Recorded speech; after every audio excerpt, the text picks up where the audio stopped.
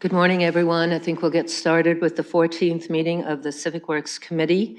Please check the city website for additional meeting detail information. Meetings can be viewed via live streaming on YouTube and the city website.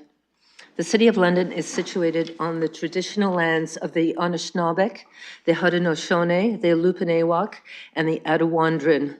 We honor and respect the history, languages, and culture of the diverse Indigenous people who call this territory home.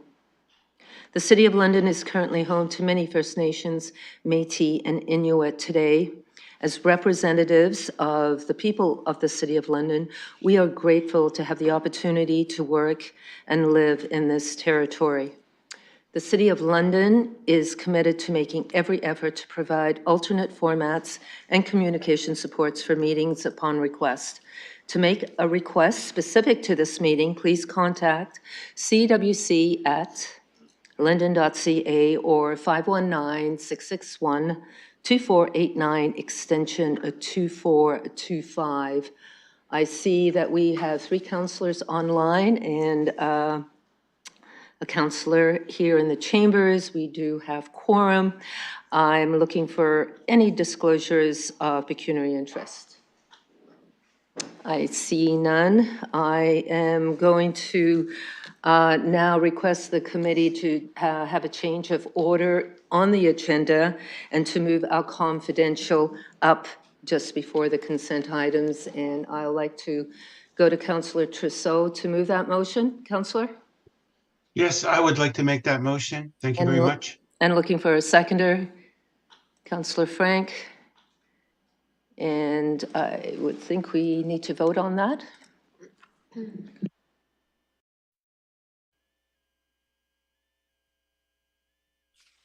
Russell votes yes. Purple votes yes.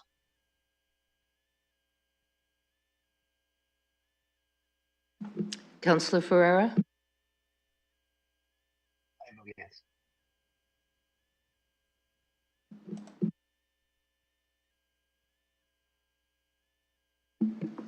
Closing the vote, the motion carries 5-0. So with that, I am looking for a motion to go in camera.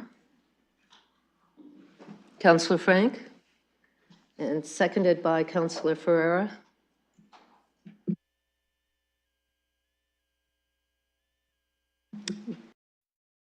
Proceed to vote? Or is it a hand vote? If we can do a hand vote, all those in favor?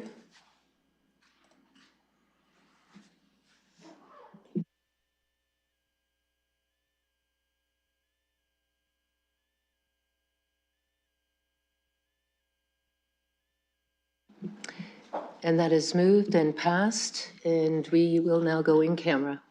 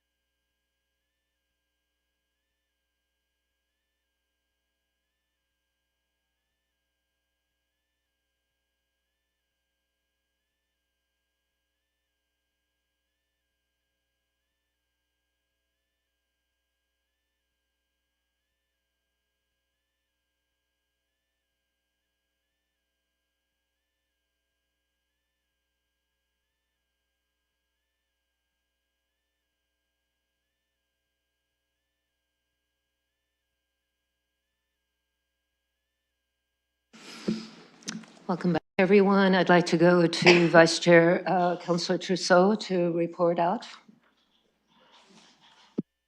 Yes, I'd like to report that the Civic Works Committee went into closed session to discuss a matter of potential litigation, solicitor-client privilege arising from an emergent situation, and that progress was made. Thank you, Councillor.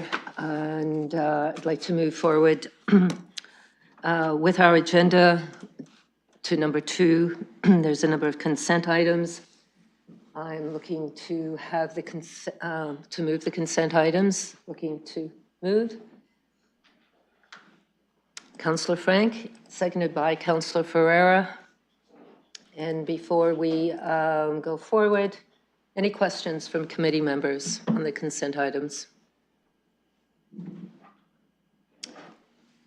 I see none. Councillor, Pribble?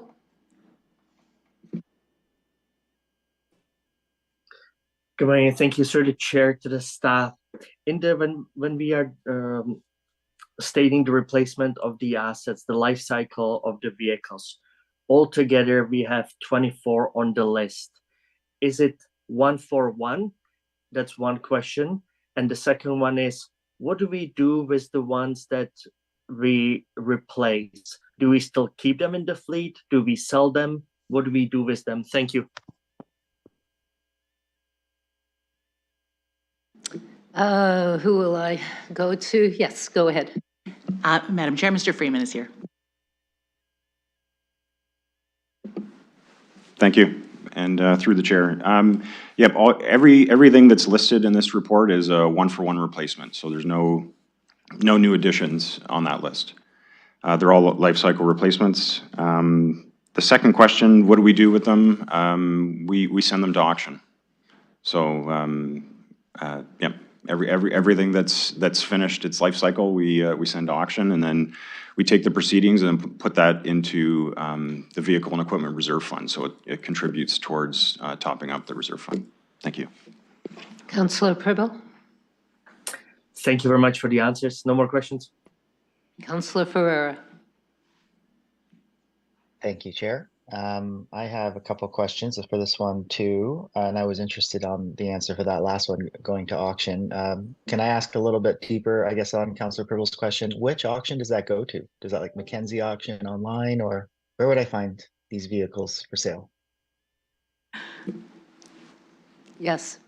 Thank you, and through the chair, Gov Deals is what we use. Thank you. Garfield's? Gov Deals. Gotcha. Yep. Thing. Oh, sorry, Chair.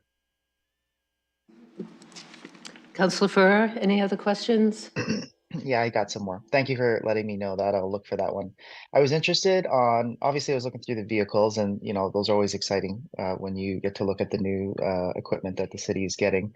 But the thing that really kind of picked my eye here was the group procurement organizations tactic that we were using. Just going through the GPOs as we saw this, and I do see this coming a lot out of this committee, or I have seen this before. I have interest in that. Do we use that every time? And or do we always try to see if we can use, I guess, a GPO to help us buy in bulk?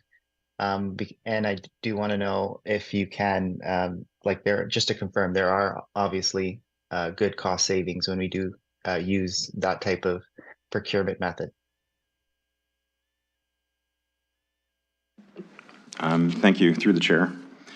Yeah, so we don't use GPO all the time. In this case, I've tried to highlight the advantages of using it.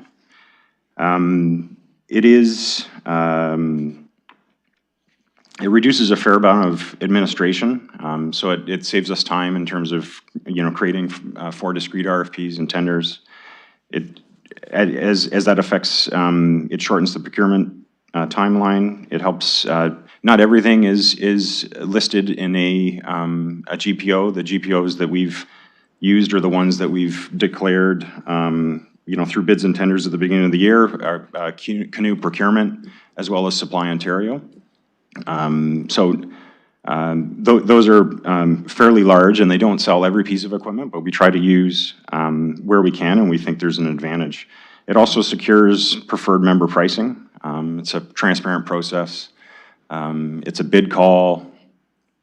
Suppliers, provide their bids. Their RFPs are there. I've referenced the RFP numbers. You can probably see most of that stuff online, and you do get their best pricing.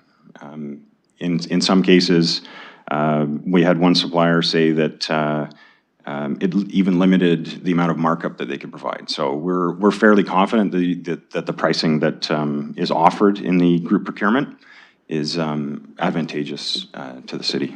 Thank you. Thank you. Councillor. Thank you for that. And I guess I'll also make note that we are having a good reduction in our greenhouse gas emissions by the purchase of some hybrid vehicles. And I did like how the report kind of pointed out that we were looking for that, but some of those vehicles just didn't exist. For the water services area financial plan update, I don't have too many questions, but I did want to ask this one.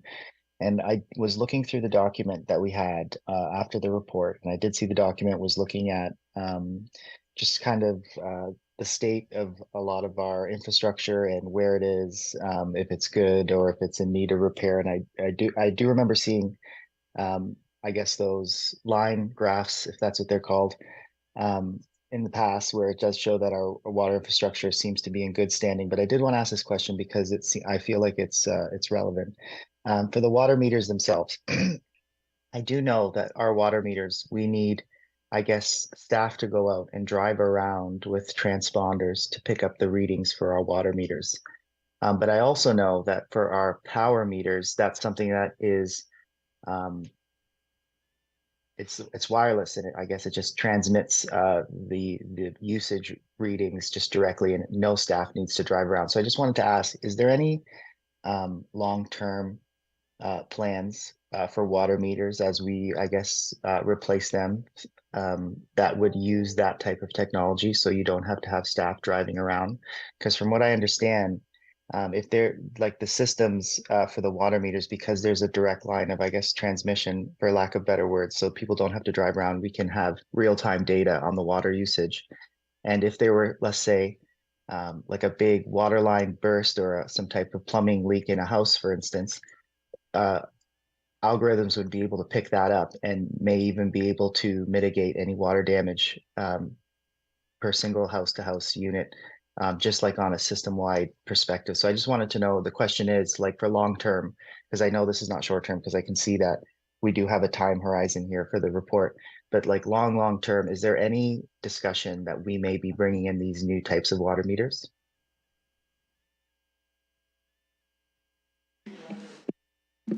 Yes, go ahead. Hi, through the chair. Yeah, that is something that was evaluated when we went to this current system we have now with the drive-by. That was an incremental improvement compared to before, where we went door to door and actually had to physically look at each water meter. And we will be evaluating that in the future as the life cycle of these systems go and as new technologies develop that would have that. We essentially did a cost analysis at the time, and it was a much more expensive option than what we're doing now. So, but we will continue to evaluate that as we go. Councillor? Thank you. No, that was, thank you for the answer. Okay, I guess I'll stop there. There was the mobility master plan update, but I'm just going to leave it there, and I'll just maybe look to committee if anybody has any comments for that. But I'll just stop my questioning now. But thank you for the answers. Thank you, Councillor. And if the committee may allow me, just following up on the councillor's question around the mobility master plan phase 2. This is an update. This is just to receive only, and I would like to go to staff. I see Ms. Grady here, who can just give us a very quick overview on the mobility master plan. Ms. Grady. Thank you. We are pleased to share with Council this update on the development of the Mobility Master Plan, or MMP for short. As noted in the report, the MMP is in phase 2 of 3 of the development of it. This phase is focused on exploring solutions and critically assessing them. It includes the development of infrastructure recommendations as well as supportive policies and actions. The policies and actions are supportive measures to enhance how Londoners move around the city, such as encouraging more mixed-use development to locate everyday needs closer to home, and or by implementing programs like bike share to provide easier access to bikes for people. This report provides council with an overview of the structure of the draft mobility policies and actions and the community engagement which has taken place to date to help further inform the development and refinement of them. Also included in the report is information on the development of the preliminary infrastructure recommendations in support of providing complete networks for each mode of mobility. Together, the various mobility networks will form one integrated, connected, and efficient mobility system. And the preliminary recommendations are informed by the needs of today, as well as all the population employment growth that's forecasted from now until 2050. As we're developing the preliminary infrastructure recommendations, we are continuing to engage with the community on the policies and actions that are intended to support them. And in December, we're very excited to share with council and the community the preliminary infrastructure recommendations so we can gather feedback on them as well to, again, help further inform the development and refinement of them. Key considerations in the development of the MMP in general continue to be safety, sustainability, equity, efficiency, and affordability. Together, the infrastructure recommendations and the supportive policies and actions will help us achieve the mobility policies of the London Plan, including supporting sustainable land use, mobility choices, and safety. This is particularly prudent now with London's rapid growth and in light of the Climate Emergency Action Plan. Thank you. Thank you very much for the overview, and thank you to staff for the work that you've done on this plan. I did notice in the recommendation there's been a lot of public engagement, so thank you for that as well. That takes a lot of time, and you can see and hear the interest in the community regarding the plan. So just to let the committee know, this is a recommendation to receive. We will receive further information through the integrated multi-model network that will be shared with committee. And this is going to SPPC in December to just a reminder to committee members as we restructure our committees as well. And with that, any other questions? Councillor Pribble. Thank you, and through the chair to the staff. Thank you for this report. And as we all know, I'm not saying anything new. This is truly going to be very, very crucial for future for our municipality. And in this report, I'm glad that we are certainly engaging community and we are receiving their feedback, which is it's very valuable. But I have two questions. Actually, one question with two areas. How do we deal with these projections internally in terms of our departments? How do we communicate it with other departments? How do we work together to really maximize and having the most effective and efficient mobility plan? And the other one, how do we get the development industry into their feedback? So I'm just looking for any initiatives that we do internally within our organization and externally with the development community. Thank you. Thank you, Councillor. I'll go to Ms. Scheer. There are two questions there, both relate to the communication part. Madam Chair, I'll start with the internal process related to the MMP, and then I'll move it over to Mr. McCrae and Mr. Dales or Ms. Grady related to engagement with the development industry. The MMP is identified as an enterprise-wide priority, so it is reporting regularly to all of SLT in terms of update with respect to progress, needs, next steps. The steering committee itself spans the entire organization of City Hall. For staff, we have representatives from all parts of my service area, but as well from the City Manager's Office, Planning and Economic Development, Neighborhood and Community-Wide Services, as well as Social and Health Developments, so as well as Finance and the City Solicitor's Office. So there really is very little part of the organization that is not involved on the steering committee or the project team. LTC is also deeply involved in developing and preparing the plans. So this is certainly not only just well communicated to our colleagues, it is co-developed with our colleagues. So there is no silo with respect to the work we do versus planning, finance, legal, community services. I'll flip that over though to my colleagues with respect to the specific engagement they've done with LDI and with home builders and with other private property owners. Mr. McCrae. or Ms. Grady? Thank you. I can take that. We have done extensive communications with various groups, in particular LDI and LD, London Home Builders Association. We've met with them on various occasions. We also are meeting with a number of other interested parties, including BIAs and other groups that are interested in the development of the plan. In addition to that, we're also working with the Neighborhood and Community-Wide Services Group to determine strategic locations for our pop-up events, focus groups, transit terminal pop-ups, and various other events like that to make sure that we're getting feedback from a variety of people and maximizing the participation from all populations and demographics. And this is being done in addition to meetings and correspondence with equity-denied communities through ARAO liaisons. Councillor? Thank you very much for both answers. No more questions. Thank you, committee members, and I see no further questions on the consent items, and we can move to vote. Yes.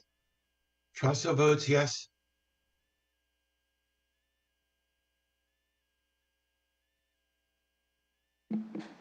Closing the vote, the motion carries 5-0. Moving on, we have two scheduled items. Our first scheduled item is 3.1, which is a delegation for Mr. Samuels, Chair of our Environmental Stewardship and Action Community Advisory Committee. Welcome, Mr. Samuels. It's good to see you again. You have up to 5 minutes, so please proceed. Good morning, thank you. I don't think I'm going to need the full 5 minutes today. I'm here to just deliver a brief update on what our advisory committee discussed at our last meeting at the beginning of October, and also to give you a heads up about some items that might be coming your way in the coming weeks. At our October meeting, we held a discussion with staff regarding the Mayor's New Year honor list and provided some recommendations for the review of that program that's ongoing, especially looking at equity and fairness. Our committee prepared pretty detailed recommendations and questions regarding the design specifications and requirements manual. I see that it was not included with your agenda, but if you visit our advisory committee's revised agenda, you'll find the report there. Those questions are mostly pertaining to our committee's mandate as it applies to the design specifications and requirements manual. That manual is reviewed periodically. This review used the climate lens for the first time, which I think is pretty exciting and important. And so our feedback mainly looked at tree planting and retention, soil health, stormwater, and related aspects. I'm mentioning this to you because although our committee tried to focus on the manual and what is prescribed by that manual, some of our questions may have implications for the reports on urban forest strategy, forest health, and the tree planting strategy that will be going to the Community and Protective Services Committee at the beginning of December, I believe. So when you have an opportunity, I would recommend taking a look at those questions. They might be germane to conversations you'll be having soon.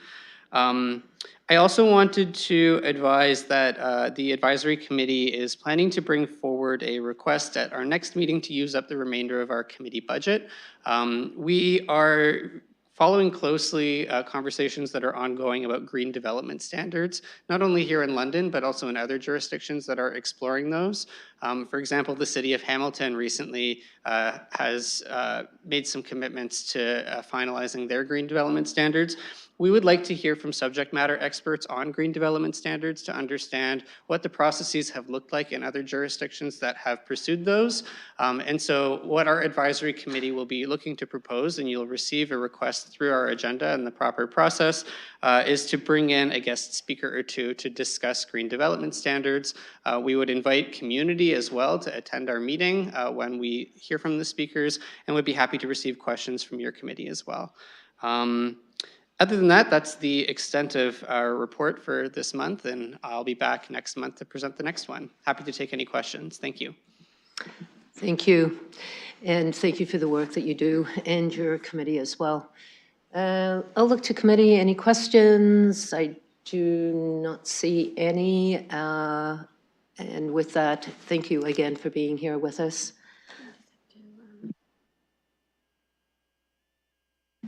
Okay, I'm looking for a motion to receive the delegation as well as the report. Councillor Frank, seconded by Councillor Ferreira. And we can proceed to vote. Russell votes yes.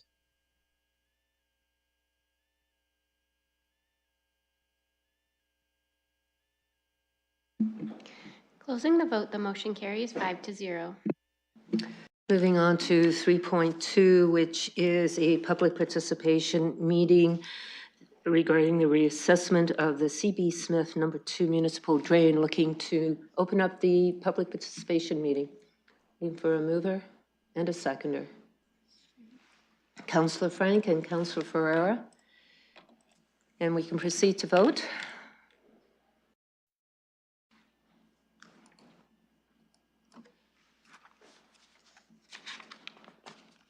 Russell votes yes.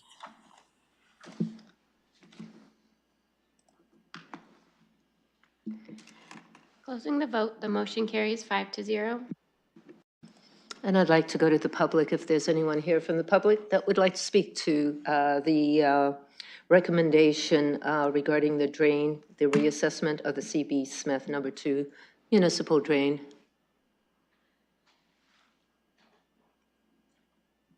And I'll ask one more time if there's anyone that would like to speak to this recommendation.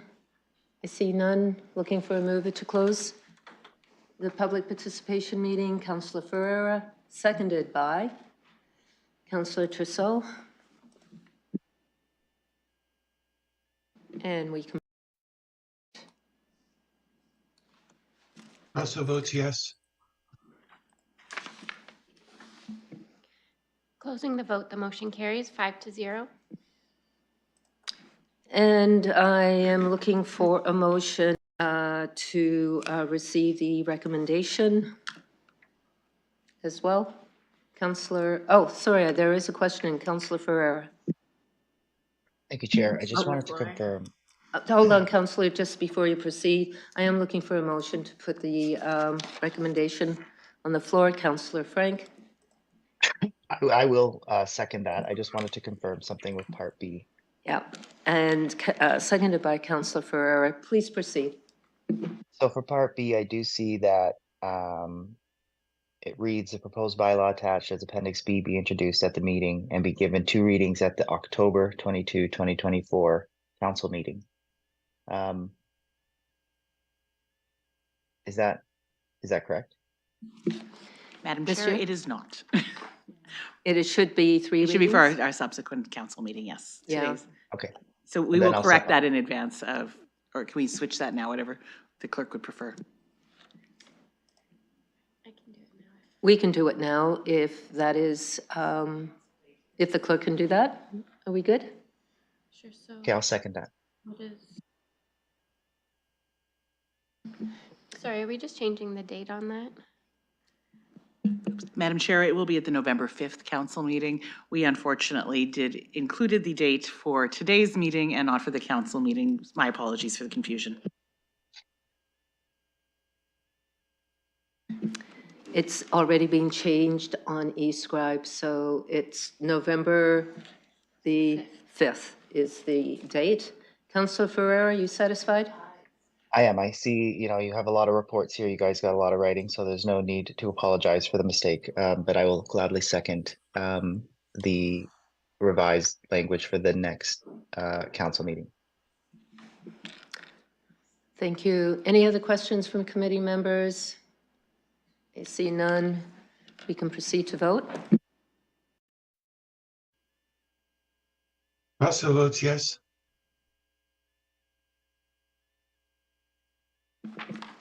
Closing the vote, the motion carries 5-0. And moving on, we have no items for direction. Deferred matters, additional business? Anyone? And then I am looking for adjournment from committee members. Councillor Frank, seconded by Councillor Ferreira. We can do a hand vote here. All those in favor?